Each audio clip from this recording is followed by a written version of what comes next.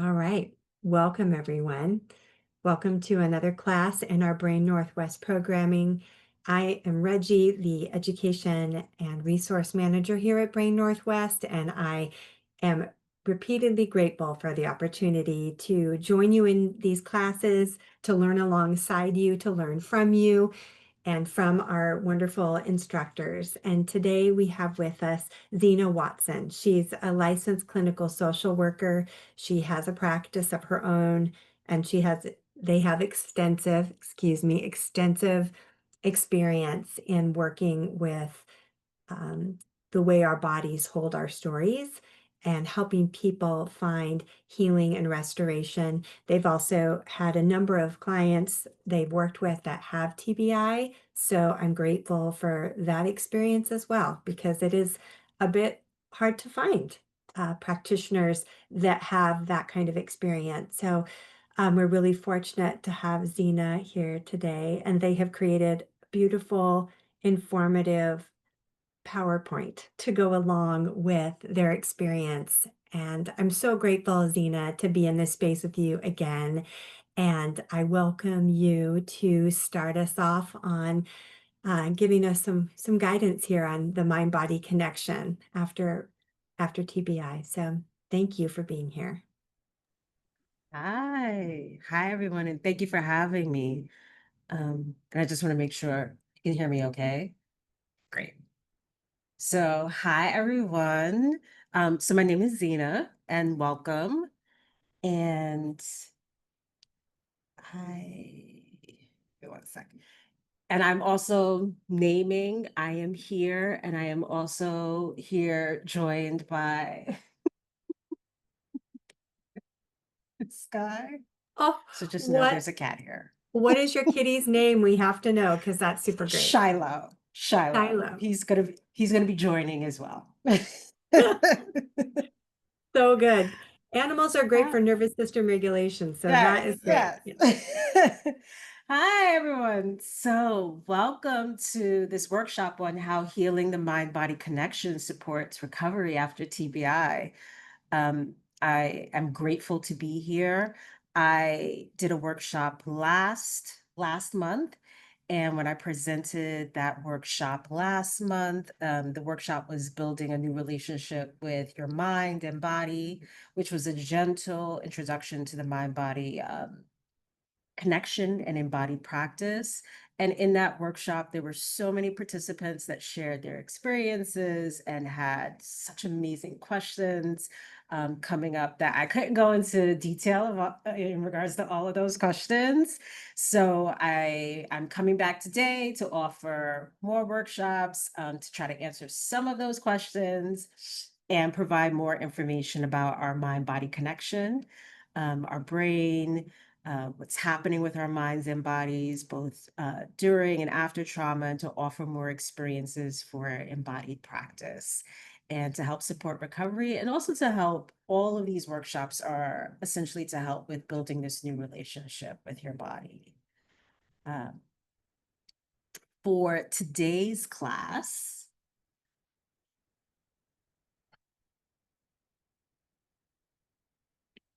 oh no.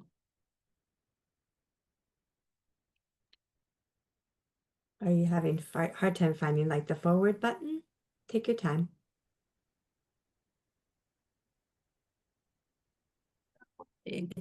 It's frustrating how Oh, there I you have to do go. it like that. I can't Right. do, It's different. okay. The interface changes once you change your vision. Yeah, you're good. Yep. It's all part of it. That kitty's right there with you. That's right. Okay, so I have to do it on the screen. All right. So for today's class, I'm going to share more information with you about how our mind and body work together, how TBI disrupts the mind-body connection. We'll also be talking about what neuroplasticity is and why it matters for recovery, and how healing the mind-body connection supports recovery. And we'll also have a chance to try a simple, gentle mindfulness exercise using our bodies. And everything I share today is an invitation So you're not required to do anything. You're welcome to just listen or to join in at your own pace. There's no right or wrong way to participate. And it's just about being curious and noticing how you feel. And if you need to step away, turn your camera off, or take a break, you're always welcome to do that. And this class is for you. And just like I did in the last workshop, I'm going to just name today as well that I have a camera and I also have my notes and my camera sitting up here. So sometimes my eyes may not be looking directly out, right? But I'm still here. I'm here with you. It's just the way my screen and my camera is set up. Okay. So before we get into today's workshop, let me take a moment to just introduce myself and share a little bit more about who I am. So my name is Zena. My pronouns are they, them, and I'm a therapist. I'm a former dancer. I've spent many years helping people who've been through hard things, especially people who want to understand how those experiences may have changed their bodies, may have changed their relationships, or how they see themselves. And I've led a lot of different types of groups, from creative arts groups like dance and drama to groups that help people learn um, new skills for calming their bodies, managing their emotions, and feeling more in control. So I can't see. What can I help you with? Um, I am going to, hold on a second. Let's see who all is here. But I am going to just open it up and offer an opportunity for folks if they'd like to introduce themselves so we can get to know each other a little better in this space. And just know that you absolutely don't have to share if you don't feel comfortable. You're welcome to be here in whatever way feels right for you. If you'd like to share, you can say your name, and I'll give you the little prompt. If you'd like to share, you can say your name, I'm where you're Ron. joining. Hi, Rod. Hi there. Hi. I had an incident 5 years ago. Okay. So it's an acquired brain injury, not a traumatic, I guess, by definition, since it was an aneurysm. Okay. Hi, I'm Dana, and right now, my rehab doctor at Kaiser Permanente, that service has gone away for me. So I'm going through my regular doctor, and I gotta teach my brace to coordinate with my mind on my own, and my doctor's sending me out, to other doctors and stuff. So I need this to tell my body how to work together with my mind. Thank you. Thank you, Ron, for joining. Thank you, Dana. I Welcome. saw a hand wave.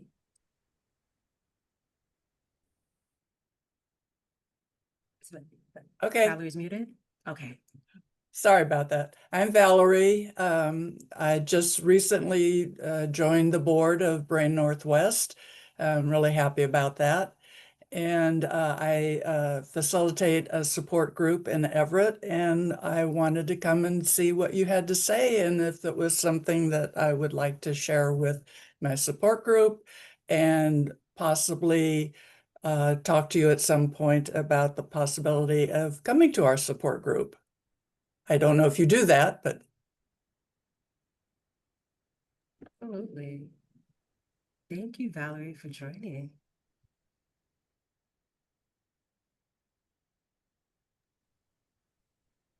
If anyone is interested in sharing, feel free. People may have a hand up, and Zena and I are not able to. Oh, yeah. Okay, someone, go ahead. Come on in. Thank you so much. I am going to share that third bullet, how I'm feeling being here. I am a brain injury survivor, and the topic was relevant to me when I RSVP'd anyways. And then inside of an hour of this visit here together, something happened. And so I'm coming in feeling quite activated from that, and kind of in a different space of like, oh, I would really like to latch onto some specific practical things to bring my nervous system. And I also just want to say I had a huge improvement in my nervous system just in the last one day. So I was really feeling proud of that. And as it goes, you know, maybe others can relate, but that's precious and it feels miraculous. And it's like, oh, my old brain is back. And then when something else happens to sort of take that away, it's kind of heartbreaking. So if there is something that I can get from this, in addition to what had been planned, that I can leave here, maybe closer to the brain that I had 24 hours ago, that would be my heart's desire. Thank you so, so much. Thank you for that share, and thank you for being here, joining. Welcome.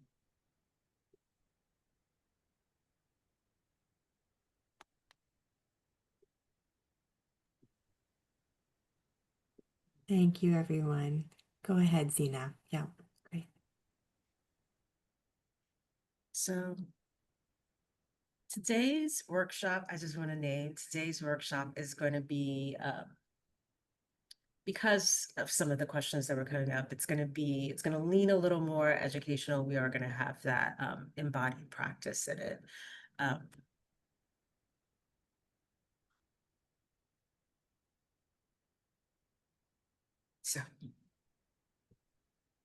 And hopefully there can be something for everyone to be able to take away from this workshop. So let's take a closer look at the mind-body connection. And for some of you, this is going to be a review, and for others, this may be new information. That's all okay. So when I say mind, I mean our thoughts, emotions, and memories. And when I say body, I'm talking about our sensations, our movement, our breath, our heartbeat, and our digestion. And when we say the mind and body are connected, it's not just a figure of speech. I know a lot of you have heard mind-body connection frequently, but the mind-body connection is real. So it's a real and complex relationship between our mental and emotional state and our physical health. And the mind-body connection is a biological process where there's a two-way communication between our mind and our body. And in a previous workshop, I used the example of best friends. So they're like best friends who are always in communication with each other.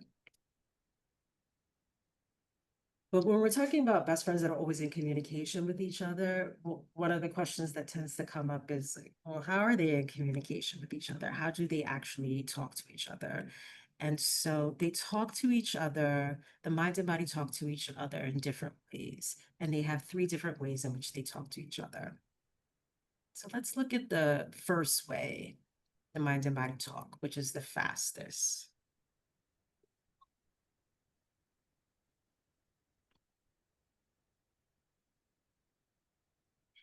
So let's imagine I wake up one day. It's bright and early in the morning, the sun is shining, and in my mind, there's the thought, I want to go for a walk. So my mind picks up its special phone, which is a direct line to the body, or the nervous system line. And it sends that message straight down to the body. And so that signal travels quickly along the nerves like an electrical wire. And my muscles are going to answer right away.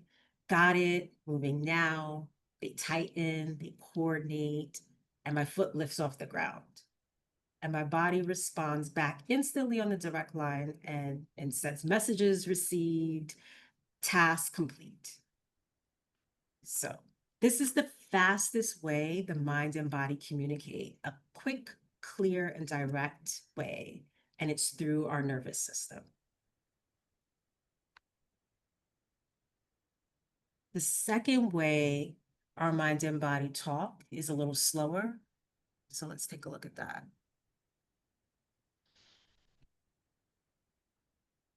So let's say I'm still on my walk, right? And after a while in my mind, there's the thought, I need more energy to keep walking. So this time my mind sends a message to my body, but it doesn't use the fast phone line. Instead, it sends out letters or packages through the bloodstream. So those letters and packages are the hormones or the natural chemicals of the endocrine system. And those letters travel through the blood and get delivered to muscles and organs. And when they get to the muscles and organs, inside those letters or packages, so inside those hormones are messages that read, keep fueling, keep going. The body reads those messages and changes its pace to a more steady and sustained pace as I walk. So this is the second way that the mind and body communicates. It's slower than the phone call, but the messages reach everywhere. And then the third way the mind and body talk is fast and urgent. And this is in emergency situations.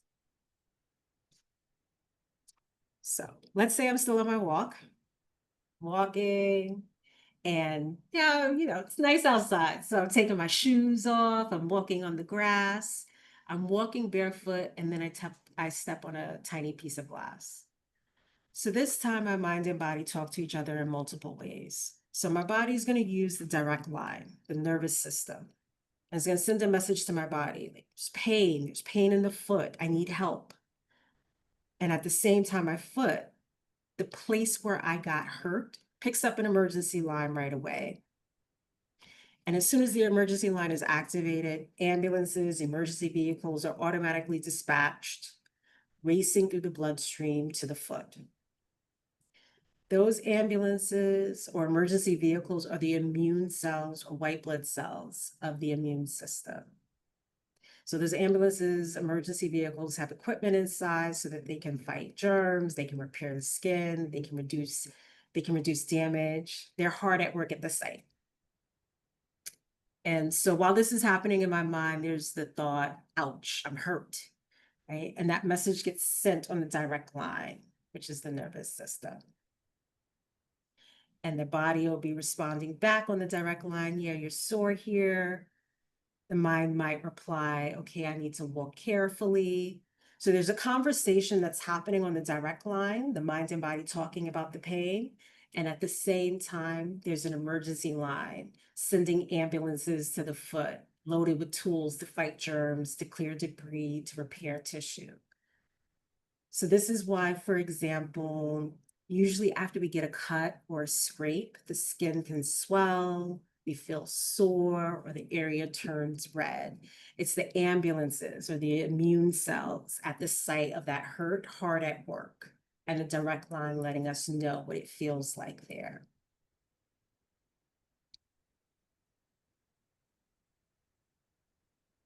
So going back to that question, right, using that example, going back to that question of how do the mind and body, these two best friends, how do they talk to each other? So they have three ways. So first way, direct line or the nervous system. And the conversations on this line are lightning fast. This line is verbal and direct. And you'll hear like those, for example, those conversations like, I want to go for a walk, got it, we're moving now, there's pain, you're sore, walk carefully.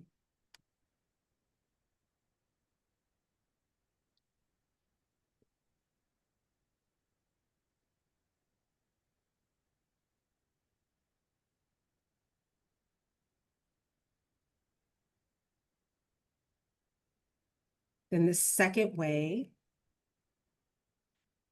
is the messenger line or the endocrine system. And this line is slower but far-reaching. Conversations on this line are written. Letters or packages, the hormones or chemical delivered, it sends letters or packages, so the hormones or chemicals are delivered through the bloodstream to organs and muscles, and they have written instructions on them.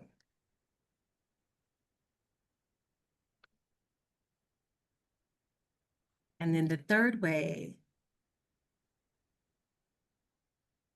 is the emergency line or the immune system. And the conversations on this line are fast and urgent.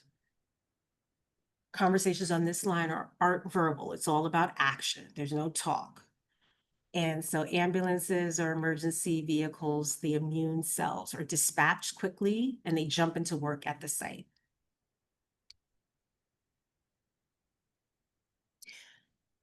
So this is how the mind and body communicate with each other. This is how they talk to each other, these best friends, through 3 different lines: the direct line, the messenger line, the emergency line.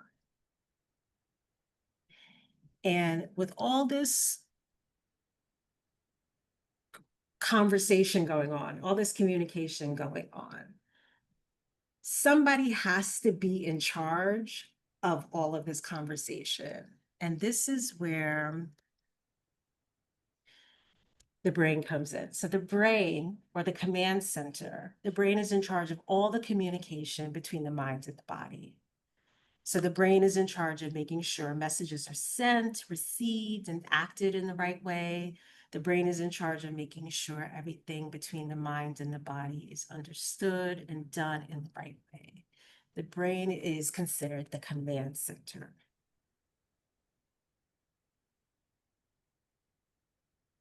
Now,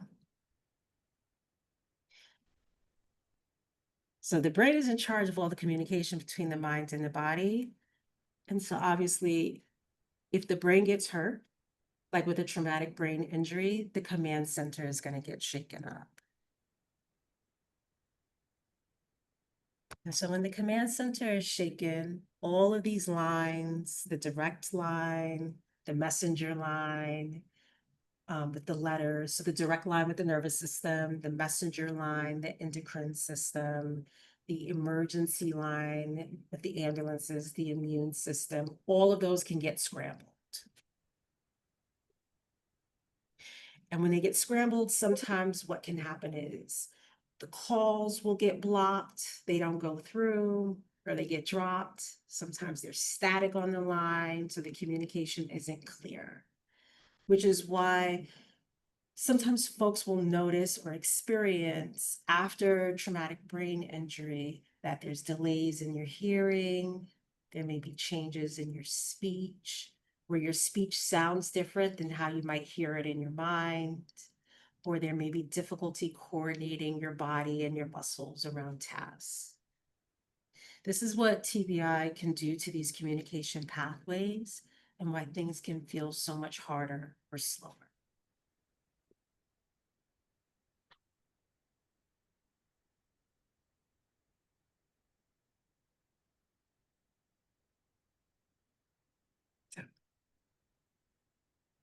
The mind and body is connected.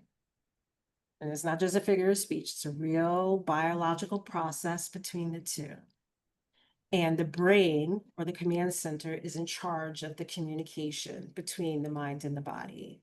And the brain has a power, a very real power and ability that is absolutely going to come into play after anyone has experienced a traumatic brain injury. And that power is called, big word, some of you may have heard this word before, neuroplasticity. Okay. So neuroplasticity is like the brain's superpower. It's the brain's natural ability, natural power to adapt and change. All of our brains have this superpower. We're all born with it. It's what helps us to form new communication lines, new pathways, and new connections when old ones get blocked or damaged.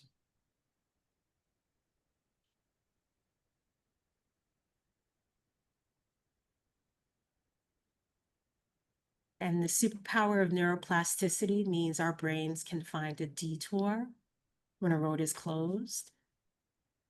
It also means that our brains can even build a new road.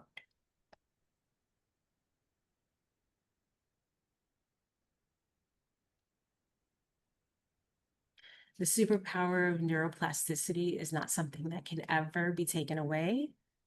We carry this superpower for a lifetime. Remember, we're all born with it, right? Carry this for a lifetime. And that means that we still have it even after our brain gets hurt, like with a traumatic brain injury.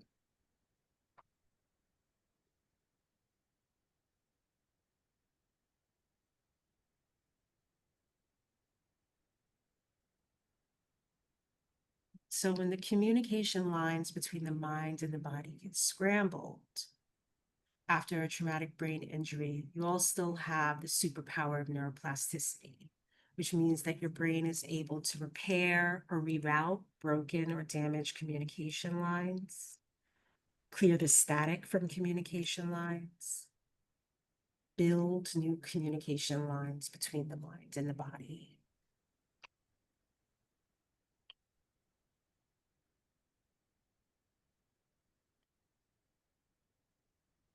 The superpower of neuroplasticity means that you have the power to unscramble those communication lines between the mind and the body. And that's what actually begins to heal the mind-body connection.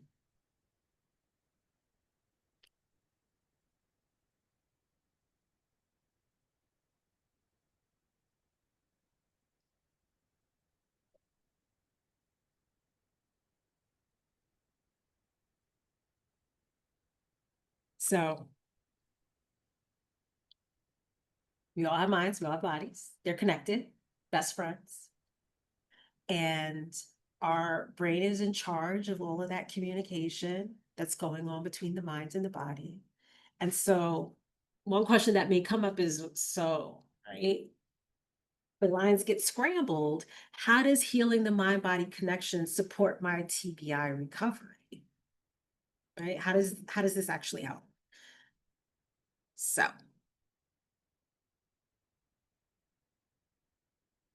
for today, and there are many ways. There's not only 4 ways, but we're going to look at for today, we're going to look at 4 ways helping the mind-body connection helps. So one way it helps is with stress. And I know in the introductions, I heard someone already share, they came into this workshop today noticing stress, right? So something all of you have in common is that you all experienced a trauma that involved your brain getting hurt. And so when the mind and the body get stuck, when the mind and the body experience a trauma, the body can get stuck in that experience, like stuck in the memory. And when the body gets stuck in the trauma, there may be experiences like heart may be racing, muscles tightening, body bracing, breathing changes. And with the communication lines scrambled, the mind and the body may not be able to talk to each other so that the mind can let the body know that you're safe now. And so that makes healing so much harder. It can make small things feel really overwhelming. So healing the mind-body connection actually helps the body to get unstuck from that trauma. And when the communication lines start clearing, the mind and the body can talk to each other and finally let each other know that you're safe now. And when the body knows that you're safe now, it can actually start to relax and rest so that your mind and body can have more energy for things. So things like noticing signals more clearly, moving with more coordination, and practicing new skills for recovery. So I am going to stop this sheet. Okay. So this feels like can be an opportunity for a short embodied exercise that can help support with clearing those lines and also help support with helping the mind and the body talk to each other to see. And remember, all of this is an invitation. You're not required to do anything. You're always welcome to just listen. And so, but for those of you that would like to try this embodiment practice, I invite you to join in. And I am going to, because I know the last time my microphone messed up and people couldn't hear me during the exercise. So please let me know if you can't hear me. I'm going to turn my volume up. Yeah, it's sounding good so far, Zena. But that's really good remembering on your part. Good for you. All right. So for this embodiment exercise, there's no pressure, there's no expectation. It is just an invitation to be curious and also to be gentle with yourself. So if it feels good, you can close your eyes, or you can keep your eyes open. Maybe just soften your eyes if you keep them open. You're also welcome to turn your camera off if it feels more comfortable for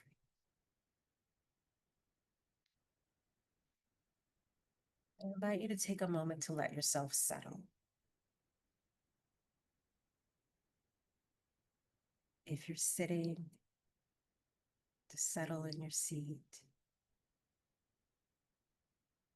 If you're lying down, to settle into the surface beneath you.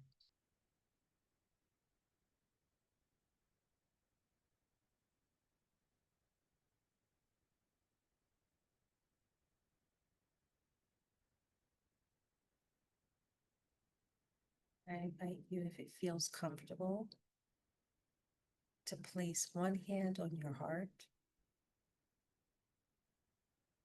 and one hand on your belly.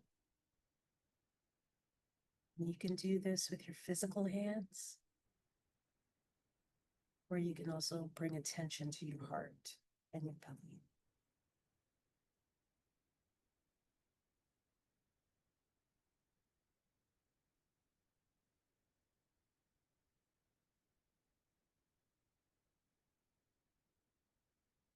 I invite you to notice the subtle sensations between your hands and your body. Maybe you notice warmth, pressure. Zena, we can't hear you. Thank you. Thank you. I'm gonna speak up.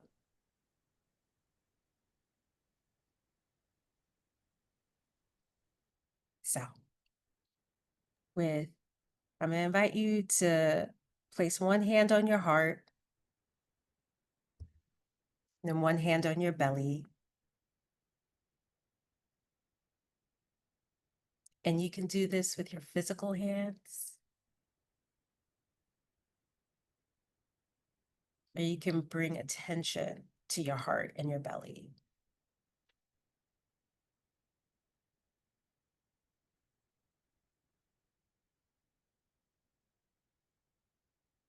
And I invite you to notice the subtle sensations between your hands and your body.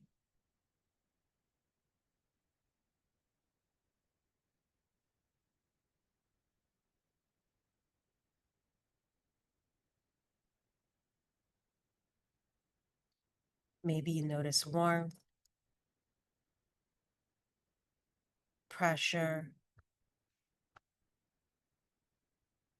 or the gentle rise and fall of your chest with your breath.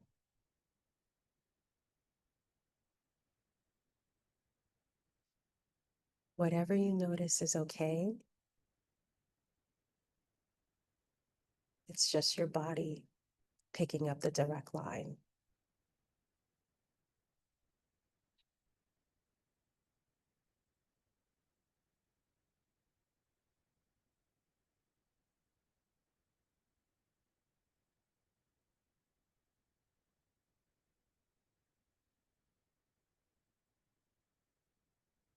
And I invite you to take your time to notice what happens in your chest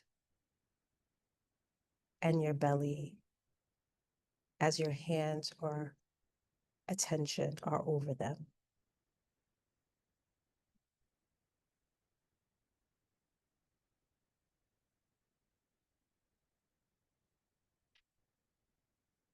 See if this feels calming or steadying for you.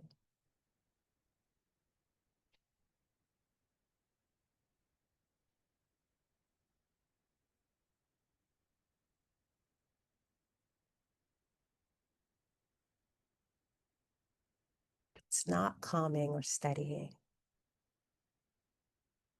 You're welcome to move your hands. Where maybe both hands are over the heart, or both are on the belly, or another spot that feels right.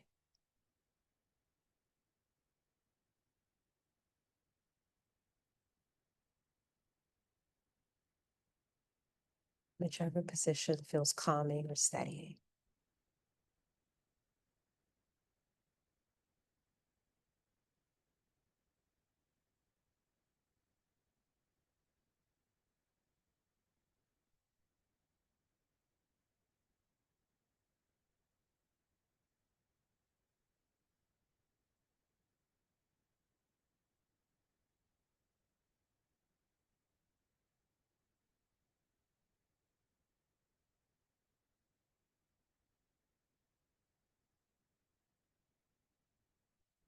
And if it feels okay,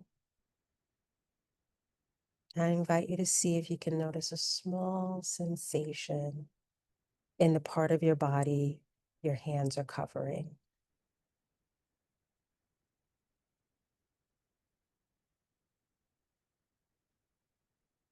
So maybe you're noticing tingling or softening or opening up.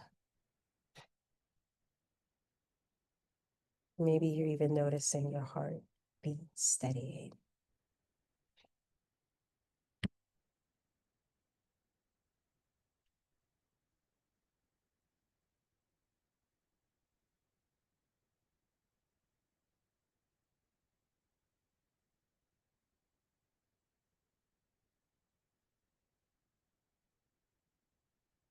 If it's okay,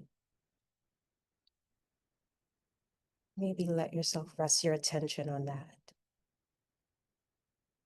The feeling in that part of your body, right here, right now.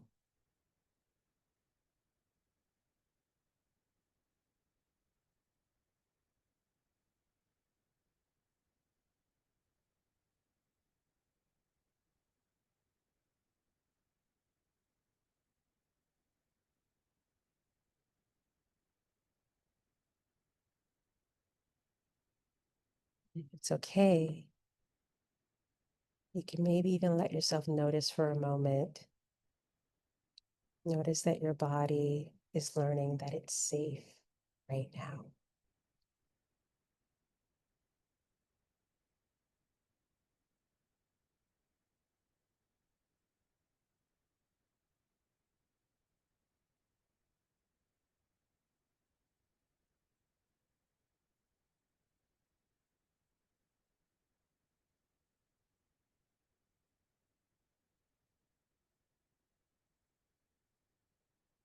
Now I invite you to gently bring your attention back to the room around you.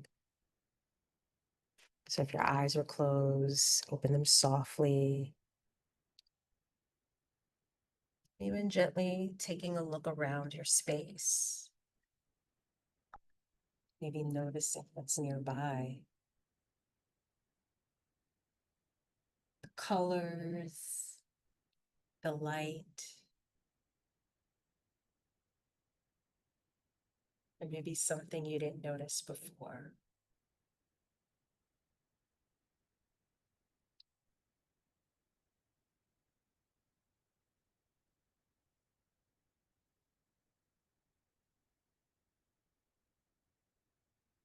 Just taking your time to come out of this practice.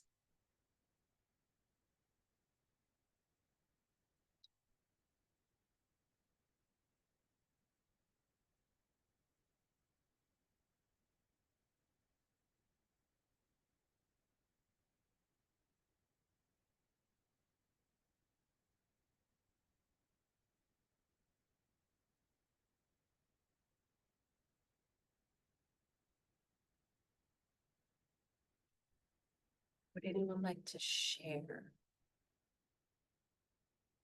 something that they noticed or experienced during that exercise?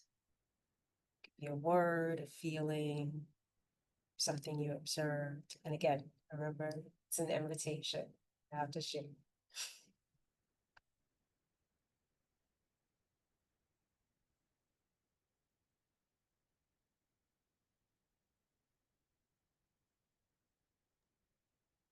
Hi, this is Dana, and Reggie has done a vagus nerve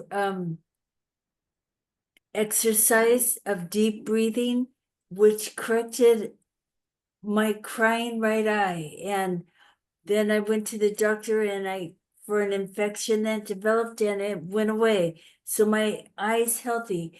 And she sent out nerve papers on the vagus nerve, and it goes from the brain to the lower intestine. And I did some research on the computer, and I'm trying to get my vagus nerve down into my paralyzed leg, for my walking. So your exercise, what I can do is I can sit on my bed with my brace off and put my hands on my leg and ankle and tell them you are safe, and talk to them and say you're going to learn to walk right. And so that would be like the mind connecting with my paralyzed right leg, right? Yes, yes. Yay. Thank Yes, you. Dana. Thank you. Oh, I just have to share, Dana, you just bring tears to my eyes. The way that you apply what you are hearing, it's just thank you so much for sharing that and making it so personal. That is just so beautiful. Thank you. I appreciate you so much. Thank you. Mm, Yes, mm. my heart, I see, my I heart. see that I know my heart's really full. That's just super beautiful. So And that's how I'm gonna get my vagus nerve down into my paralyzed leg and ankle. Yes, Right. Thank you. thanks, yes. Dana. And I see And that I- Christina said that, that feel calming, feeling calming. Calming. Yeah. Yep. Thank you for that share, Christine.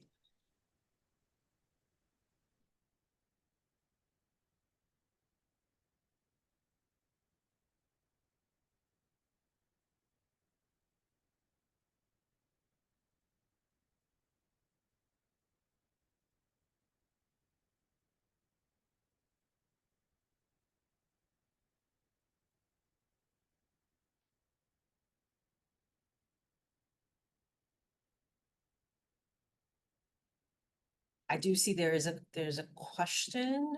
I am going to come to that question. Mm, I see it. I don't see it. So that is good that you see it.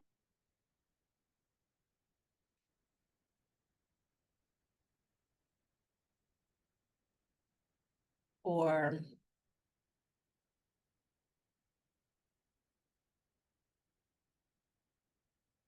maybe the person that sent that question, if maybe you can let me, Mhm. I'm going to answer that question. Okay. So that will work. Okay.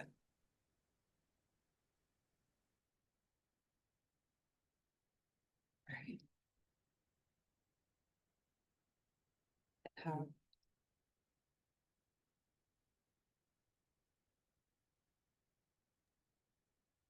oh, baby. I know it's always challenging to transition from sharing a screen and not. So totally okay. Yep, take your time. It's always a little, yep, it's starting to share, just giving you encouragement. Almost there. Not quite. No, it didn't do No, it. didn't. That's okay. Try again. It's all right. It's just part of the experience. It's just No. always happens, like every class. Let's see, now it's trying to, yeah. Oh, okay. And then it just needs to go to the more like presentation size. Yes. Did I do Okay, it? there we go. We're on healing the mind-body connection helps with stress reduction. Is that Yeah. okay? There we go. All right.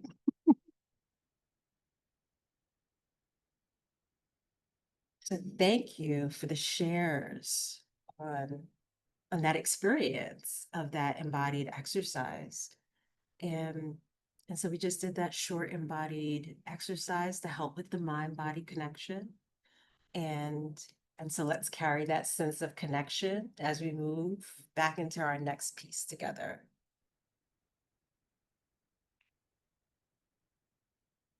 So another way healing the mind body connection supports recovery is through awareness. So when the communication lines are scrambled, it can be hard to notice what's happening inside your body. So signals may feel faint, they may feel delayed, jumbled.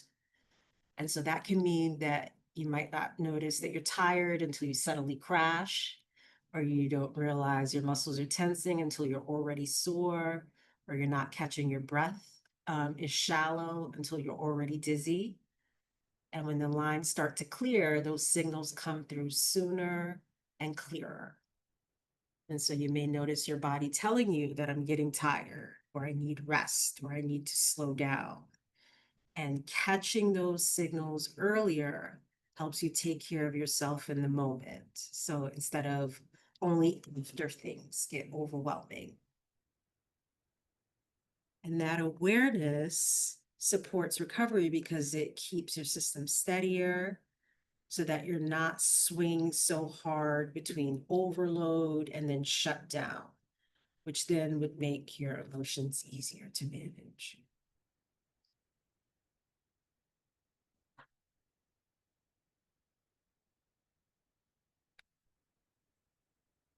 Another way healing the mind-body connection supports recovery is by improving movement and coordination.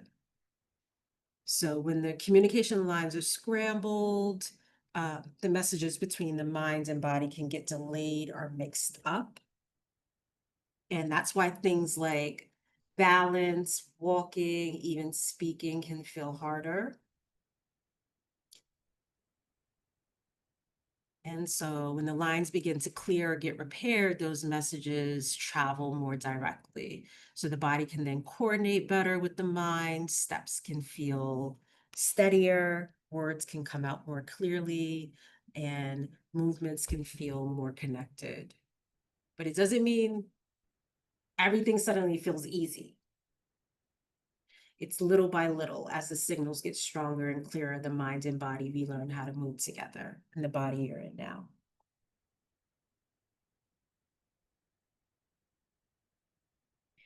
And another way healing the mind-body connection supports recovery is by building momentum. So every time a clear signal makes it through, your brain is practicing. And practice or repetition is what strengthens new lines. At first, the signals may feel weak or slow, but with gentle repetition, they get stronger.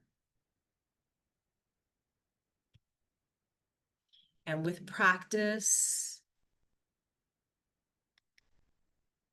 and repetition, that's how our brain is using its superpower of neuroplasticity. It's building and strengthening the pathways you use most often. So all those small practices add up. And then, so healing the mind-body connection helps support recovery after TBI, and healing the connection is also something your mind and body want. So remember, they're best friends. They are not strangers. The mind and body were never meant to be strangers. They've been connected before you were born. They've been best friends since we were in the womb. Right? And they were also there with each other when you got hurt. So even after an injury, the mind and body still want to be together. They still want to communicate. So healing that connection is really about helping those best friends find their way back to each other, helping them reunite doesn't mean that you're going to go back to how things were before the injury. Okay? Helping those best friends find their way back to each other means creating new ways for your mind and body to support each other, so you can keep building strength, balance, and confidence in the body you're in now. So.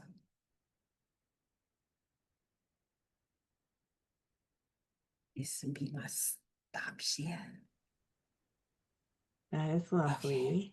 We have a great question. So examples of the kind of movements that help a person kind of capture some of these, maybe we hone some of these skills, maybe. I was responding, but I haven't finished my chat. So your response would be hopefully on that.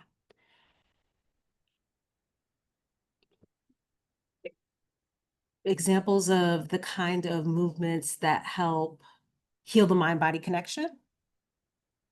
I think that the person asking was thinking about, you were on a movement slide, but the approach of this class is talking about like movements will come when there's body mind healing. So yes. Oh, go ahead and come off mute and ask. Go ahead. There was Yeah. a slide right before. Yes, that's right. It was it just said movement will help the mind-body connection, or I'd have to see the slide again, but it said movement will help this, is what I took from it. And what kind of movement helps with whatever that slide said. I'll hop in because I'm going to interpret, I think, how you're interpreting the slide. So the slide was talking about that some of the challenges that happen when our brain body, mind body connection is disrupted is that movements are more challenging, coordination, balance, even communication. And so kind of foundationally to promote improved movement and speech, it's about finding safety in the body and about healing the connection between the mind and body, kind of by increasing, safety and awareness in the body, and maybe exercises and techniques, Zena, for that. A few applicable, in addition to what you shared with us. You gave us that nice, like, calming embodiment opportunity, which is something that most of us don't do in our daily lives. We're so busy, brain injury or not, are quite kind of unaware of our body. So that can be challenging. It seems quite simple and it's really quite profound. But anyway, I think Can we that see that slide again, maybe? That would just help anchor. help But there you. was Okay, something mentioned about movement, and it was sure. like movement will help us with movement is the takeaway that I got from it. And I just Oh, wanted to know what movement helps with that. Let me see. I see a movement one. Let me just. Thank you, Zena. And then right before that, there was the signaling. And I had wondered what helps us catch our signals earlier when our brain is, in quotes, broken, right? We can't. So, but we could tackle the movement one first. There you go. Thank you. Is it this one? That's the movement one. So it was, and maybe what you meant what in the title, movement and coordination, was not to say, hey, if you move and coordinate, it will help the mind and body better coordinate. Or maybe that was just the title of the slide to say we're talking about movement and coordination, but how I read the slide was movement and coordination helps the mind and body better coordinate. So then I want to know an example of movement and coordination. Okay, sis, you are on the same page. Got it. So what it's saying is that healing the mind-body connection can help with our movements and our coordination. Okay. Yeah. Thank you for that. And so the one right Yeah. before that, which talks about kind of catching the signals sooner, like hunger, tiredness, those things. What was that one just saying catch it sooner, or were there some ideas also of like how do we catch it sooner if our brain is not doing a good job catching the signals? Like it's this loop. Are there things that can Yeah. encourage that awareness? Or is So it the I just want general, to yeah. Or is it the so general I just practice that of mind body stuff that we do that then helps us catch stuff sooner? Is it kind there of you like go. that? Okay. There you go. Okay. And so I just want to name, I'm coming at it bringing one type of way you can heal the mind body connection with embodied practice. Because I'm a somatic therapist, I do embodied practice, but all of you are already doing things to heal your mind body connection. So, for example, if you're doing physical therapy, if you're doing speech therapy, occupational therapy, right? If you're doing yoga, mindfulness, all of those things are activities, exercises to help heal the mind body connection. Embodied practice is just an addition to those things. And And I saw that I don't know her name, Seattle Brain Injury. She said, how did I get my right eye to, what were the exercises that got my right eye to stop crying? Well, Reggie gave us deep breathing exercises. You breathe into your nose and out through your mouth. And after she taught us that, that activates the vagus nerve. And then after she did that, I sat in front of my TV and did deep breathing for 4 hours. And that stopped my right eye from crying. And then the crying was preventing an infection. And then my right eye got infected. So I went to the doctor and she gave me eye drops. And now it's my right eye's healthy again. So deep breathing really works. It activates the vagus nerve. You can speak more, Reggie. It's definitely aligned with what Zena's talking about. So I'm Reggie, and it was actually a class that was hosted by a teacher that was teaching some yoga, but I'll put my email and my number in here also in the chat. So anybody can reach out if they want to, just to touch in on some of these topics or to get, another some additional resources too. So.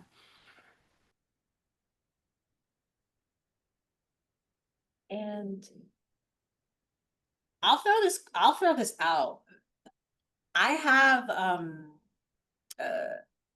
there is a workshop that I was considering doing that was offering, it was leaning less on educational information and leaning more on a workshop of embodied practices and embodied practices that also incorporate things that you do on a daily basis. If folks are wanting that, I can bring that as well. I see thumbs up. Okay.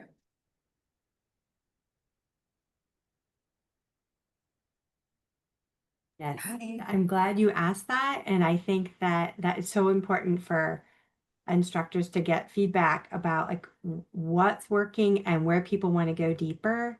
And I think that it is exciting to get some really practical ways to apply kind of this approach, because different things work for different people. And like Zena was saying, there's various different methods for working in embodied practice, and there are some that might resonate and some that might not. But really, truly, I think if I can just summarize, Zena, just foundationally, this perspective is if we can increase safety in our bodies, we are going to be able to receive information from our brain to our body more efficiently and just more accurately, so that we're responding to things in real time with more accuracy. Like, I'm hungry. Oh, instead of being just collapsing, like Zena was giving an example, you're all of a sudden you're just really lightheaded or tired because you're not in touch with how you're breathing or how your hunger level and needing to eat. And this is something that in the pace of our culture is so important for most everyone. And it is a practice. It isn't something that comes overnight. We go through experiences in our lives where it takes time for damage to be done, in a sense, just physiologically, emotionally, and it takes time to rebuild that back. But this is a very personal relationship between your mind and body, and it is really powerful to find what works for yourself. And again, like Zena said, just be gracious. It's an invitation to explore and be curious, and a more regulated nervous system can receive healing and information more effectively, for lack of a better way of saying it. It's like we have to unscramble our brain and get it working right so our body gets the messages right. And then, so any idea that we get helps, Reggie, I saw a question come up about asking if they could come to the Everett support group if they didn't live in Everett, and absolutely yes. And if Reggie, if you could figure out who that was and send them our meeting information. It's the first Saturday of every month, and we'd love to have anybody that wants to come to the group. And I'll be wanting to talk to Zena about possibly coming and leading a session at sometime in the Thank you, future. Valerie. If the person that asked that hopefully can see my name, Reggie, my email in the chat and my phone number, then you're welcome to reach out, because I'm not sure, for some reason, I think there's a couple different chats going and I'm not able to see everyone's questions. So I'm hoping, go ahead. No, there is a question that I can see. I don't think everyone can see. And it's the question that I was going to come back to. Okay, great. Come back to it. Love it. So there's two questions. Is the immune system the body's only line back to the brain? So the mind and body have the three ways to communicate with each other. So it has these three lines. It has the nervous system, or the direct line. It has the endocrine system, or the messenger line. And then it has the immune system, or the emergency line. And then someone asks this question, fabulous question, because this question actually goes into another workshop I'm going to do. So does the immune system activate in emotional emergency or only physical? Okay. Really, really wonderful question. And what I will just say, because I'm going to do a workshop on what happens in our bodies when we are experiencing a trauma and also after trauma. And when we experience emotion, if you just even think about a time where you were really, really happy or really, really excited, right? And when we're really, really happy, really, really excited, you might have energy in your body. You might have, it might feel, what's that word? Buoyant, buoyancy, right?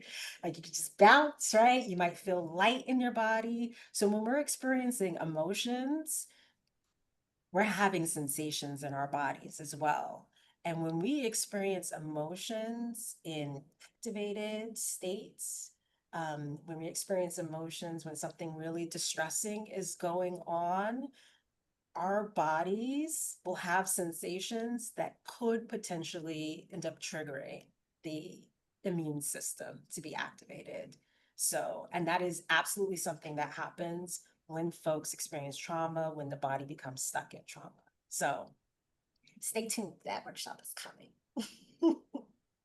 That's a Go into more great, detail. great question, great segue into future workshops. So, Yes. well, I want to be respectful of your time, Zena, and everyone else's. I don't know if there's any last questions. I am glad that you can see some of the things that I'm not seeing. So I don't know why there seems to be multiple chats this time, which again, a technological a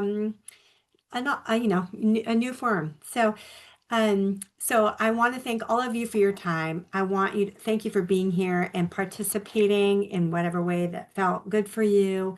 As you know, I will send out a follow-up. I'm going to choose to do it this way. I'm going to choose to do a follow-up summary, and I'm going to attach the kind of the PDF that you sent me, Zena, of the slides. And then I'm going to send a second quick follow-up with just the PowerPoint slides because there's lots of rich information, and sometimes with a large slide deck, it doesn't always go through to everyone's email. So I'm going to kind of do a smaller send, and then I'm going to do the bigger PowerPoint, and hopefully everyone gets it. But if you don't, and you got the first one, like reach out to me and I'll see if there's a way I can pull some magical technological skills out of my hat and be able to do that. But thank you, Zena, for creating a calm, very gently paced class on this important information. And thank you all for your questions and contributions that allow us to think about future classes and to really be able to help the information hopefully make more sense. This is a lot of new learning for a lot of us, to become familiar with being comfortable in our body, and even what that we do a lot of shutting off. So this is really like a beautiful beginning invitation. So thank you all. Thank you for your time. Thank you, Valerie, for seeing the question I didn't see about the Everett support group. Oh, yes, someone has one more question. Okay, go for it. Oh, thank you. About practice, there was a slide on practice. We all probably have some things that we practice that we do more easily. Was that slide about those things or not those things? Like brushing the teeth, for me, I can do that fairly easily. Was that what you meant in the slide that says if we practice, things get? I have to see the slide again to access it because, what was that slide trying to tell us of the types of things? How do we know it's the right kind of practice that helps the mind-body connection? I think you might be talking about this slide where it was healing the mind body connection helps with building momentum, and so practicing embodiment exercises, practicing repetition, and practicing things that heal the mind body Thank connection. you. Thank you so much. Yeah. That helps. Yeah. I have a question on that, just kind of a interesting, that's a great question. It brings me up to like, let's see what, just imagining toothbrushing is something that is going well, or the coordination is feeling pretty comfortable. Maybe that is a place to just be present in your body, like noticing what it feels like to squeeze the toothpaste onto your toothbrush, or what it feels like to be, brushing your teeth, your gums, your teeth. Like, allow yourself. I mean, like, lean into that and make that a practice. I mean, that really is such a beautiful way to kind of meet yourself where you are and allow that to be an access point for you, becoming more aware of sensation and pace and your breath and how it feels to accomplish that task. Yeah, so there you go. Absolutely. So, like, an invitation to everyone is they're all activities, tasks, routines that you're doing from day to day, and even a dropping into noticing as you're cooking, as you're brushing your teeth, as you're walking from point A to point B. Just notice, even if you're noticing one sensation in your body, right? That's an embodied practice. One sensation. Yep, we're doing it. We just get to call attention to it so that we can celebrate it and expand that to other parts of our daily routine. Wonderful. Oh, well, again, beautiful to learn along with all of you. And thank you, Zena, for guiding us and for everyone's participation. Very rich. Thank you, community, for having me. Thank you so much. All right, be well, everyone. See you Bye-bye, next time. everybody. Thank you. Bye.